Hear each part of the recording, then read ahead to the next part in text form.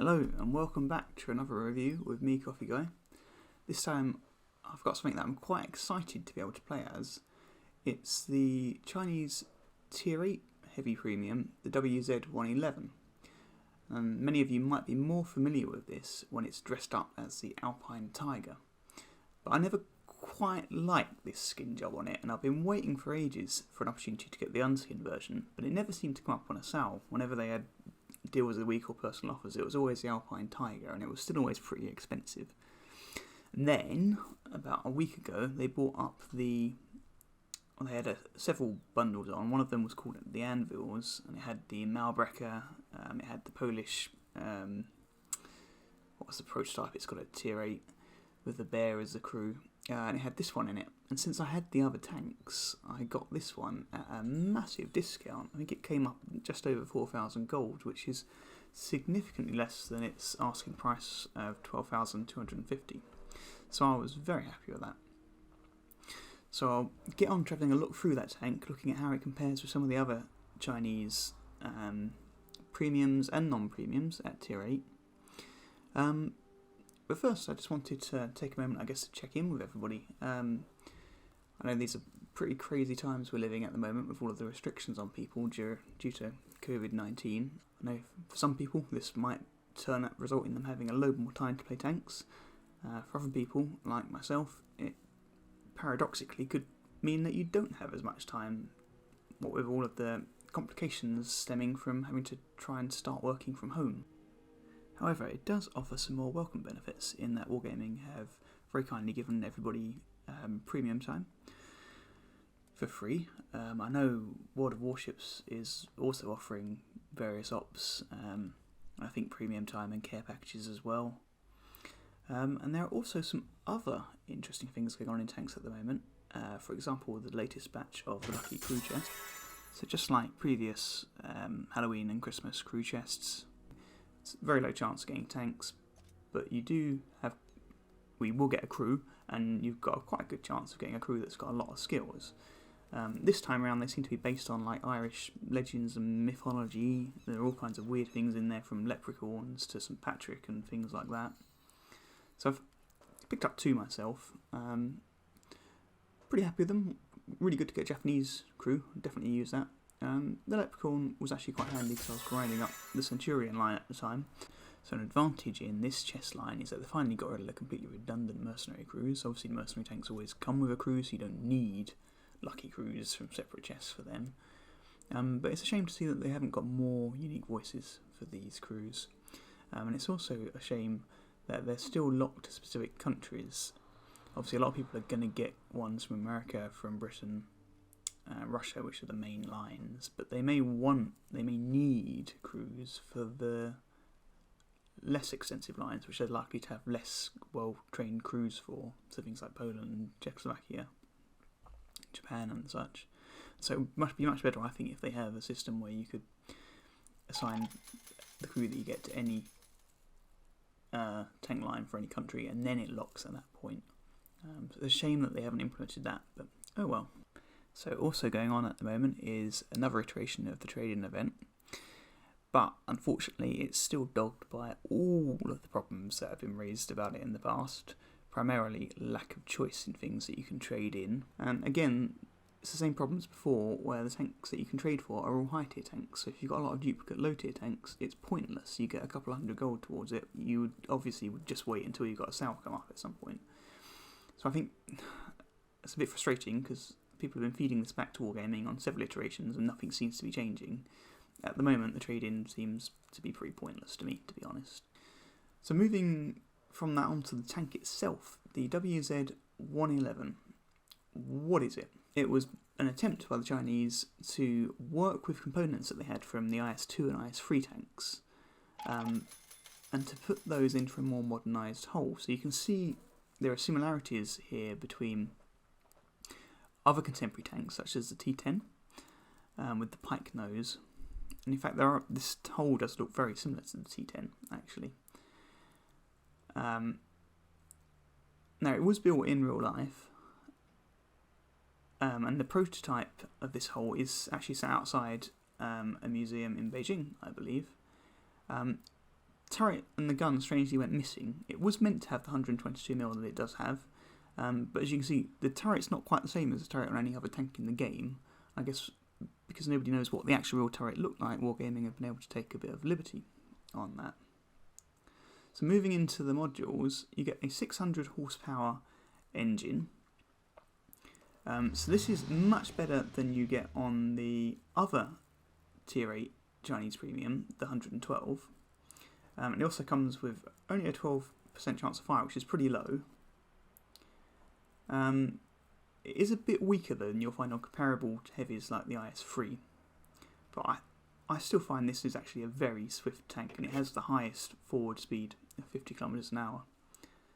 In terms of the gun, you've got very familiar D25 TA, so it's a little bit better than what you get on the 112, a bit faster and a bit more accurate. It's a little bit less accurate than the top gun, the BL9 that you get on the IS-3.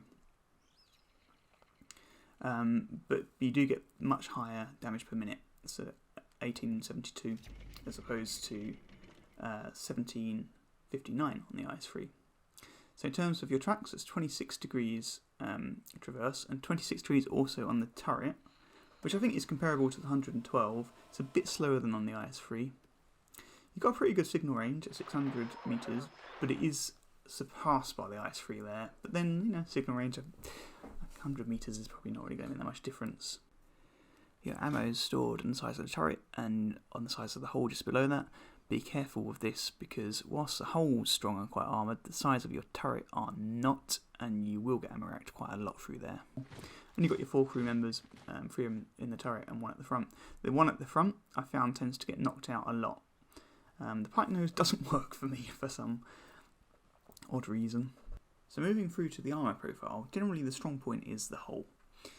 So you've got your 20mm for the tracks, 25 on the back of the engine decks, weak as it would be on a lot of tanks. You've got a nice bit of curved armour on the sides at 30, which can actually bounce a lot of shots, I've found. You've got the first part of the mantlet there, it's a composite at 50. The roof of the turret is still fairly weak. You've got 60 on the back, that's pretty bouncy. 80 on the sides, side scraping is viable here. Other parts of the top are 100mm around the edges, and that can bounce quite a lot when people catch you there actually. And a solid 120 all over the front and lower plate, and it's well angled. Your cupolas are weak points I guess, but they're small and they're quite hard to hit. And you've got several other layers of composite armour to the turret. So this does give you a bit of strength frontally, but I guess the important thing to remember is the turret overall is pretty weak. And the key strength you need to play with is your hull. Think of it as something like a bogger. Weak turret, really strong hull for its tier. In fact, it is the same hull on this as you get on the Tier 9 Tech Tree version. So one last thing to mention here before we move into the gameplay is the ammo. Whilst it is nice and cheap on standard ammo, and it does come with a full whack of 390 alpha damage, which is as good as you would get on the IS-3, the initial penetration on your standard rounds is only 175, compared to 225 on the IS-3's Top Gun, and you notice that a lot. So I think that's all there is to say about the stats behind this tank. Let's jump into some gameplay and see how it handles. So apologies on this, I wasn't playing this to get footage at the time, but then it turned out to be a really, really good game, and I thought, right, look, this is what needs to go into the video. So I'll have to make do with the replay system. And so whilst you can see what I'm doing fine, it does mean there's a misalignment between the gun reticule and when I fire. I've been spotted, so I thought the best thing to do is go straight forward and get into cover behind this rock. I knew they were on that ridge straight ahead. So I thought at this point, well, at this point I wasn't quite sure what I wanted to do. But then I saw that this guy in the Sturm VK, whatever it is, had gone ahead as a bit of a shield, and I thought, right, I'm going to use him. And you can see that spotting range on here of 380 metres actually does come in pretty handy. And 380 metres on this is a lot better than the 350 metres you get on the fully upgraded IS-3. So again, what I was saying, this plays a bit like a heavy medium more than it does a heavy tank in some cases. Now, realising that they were going to snipe me on that ridge anyway, I was trying to go forward at an angle here, so that when they hit, it bounced off my side. And this is what I was saying earlier about the replay system being a little bit crap when you're looking at it through your gun reticule. But I decided I'd probably... It's not a long-range sniper, so there wasn't the right space for me to be. I wanted to move along a little bit. Problem with it is it's only got 5 degrees gun depression, so this kind of ridge lining is not really its forte, to be honest. But again, I can spot, I can duck and dodge shots, and if they're shooting at me, they're not shooting at my teammates. And you can still make that gun work. To be honest, having that .44 on this gun, it's one of the better accuracy on this gun, that D25TA gun, that I know of in other comparable heavy tanks.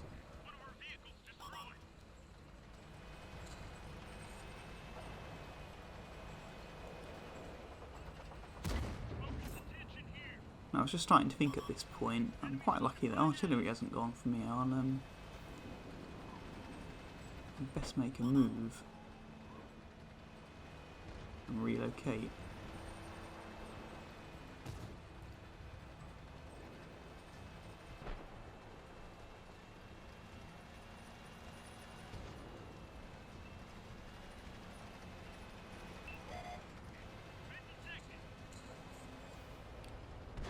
So I managed to track him, but not track him, as it turned out to be. And again, in this kind of situation with a gun where you know you've got low pen, that's sometimes the best strategy to go for, actually, is to aim to track them, because you know you can get the assist damage, and letting my allies get around behind him, it helps us all, rather than trying to get the actual hit damage myself. But having said that, I still managed to get him in the cupola. First kill of the game.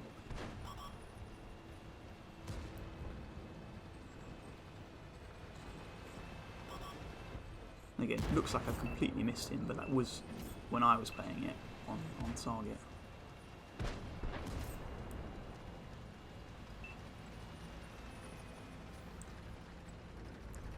And again, you're quite a big target in this tank, so as with any heavy, you want to try and keep moving and changing position to throw artillery off, but it's made quite easy in this one because you do have that mobility.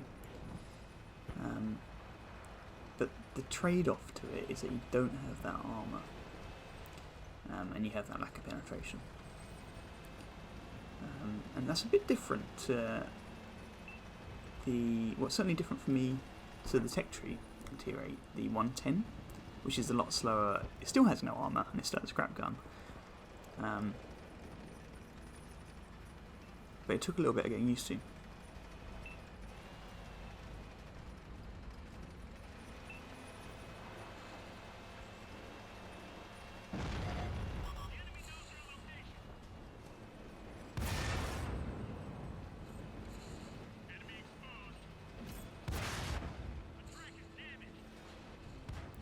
At this point I was like, oh no, he's going to get me. But he was after the ally along there, so I was able to finish him off.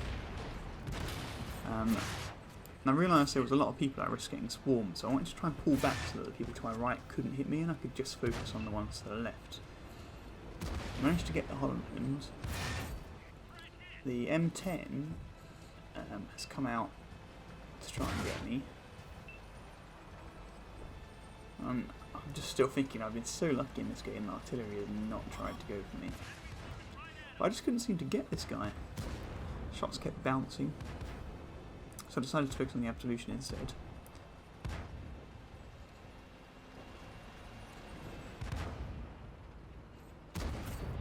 A nice one for his lower plate.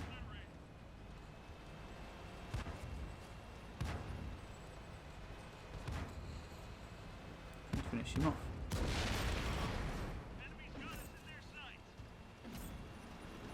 Making it my 4th kill so far.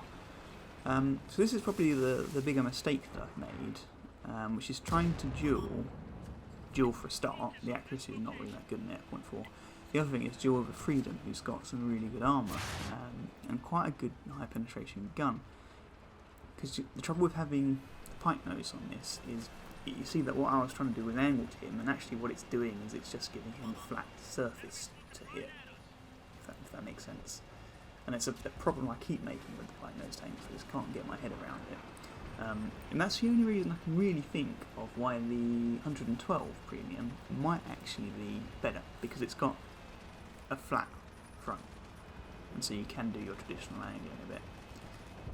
But in every other regard, this tank and the Alpine Tiger, which is its skinned version, they beat the 112. The 112 is redundant as a premium. It has worse speed, it has worse armour, it has a worse gun, and it even has slightly worse silver bonus by 2%. It costs exactly the same. It's pointless. The only thing, like I said earlier, that you've got on it is that extra 10 mils on the front and sides of the turret, which is neither here nor there really. So if you want a heavy Chinese premium to train your crews, yes, I'd say go for it. Just keep in mind that it plays more like a heavy medium. You want to be keeping up with your allies, flanking where you can. You're not really leading the charge. Your armor's just not that reliable. And in terms of which one you want to go for, Alpine Tiger version or this, I mean, that's entirely up to you. My only point I guess to add there would be that the Alpine Tiger is probably more likely to come up in a deal of the day or personal offer soon, so it might be the easier one to get hold of. So that's all from me today. Hope you enjoyed that review. Hope it maybe helped you decide whether to go for this premium or not if you're grinding up the Chinese line. Now please all stay safe and look after yourselves with what's going on. And hopefully I'll see you shortly for another review.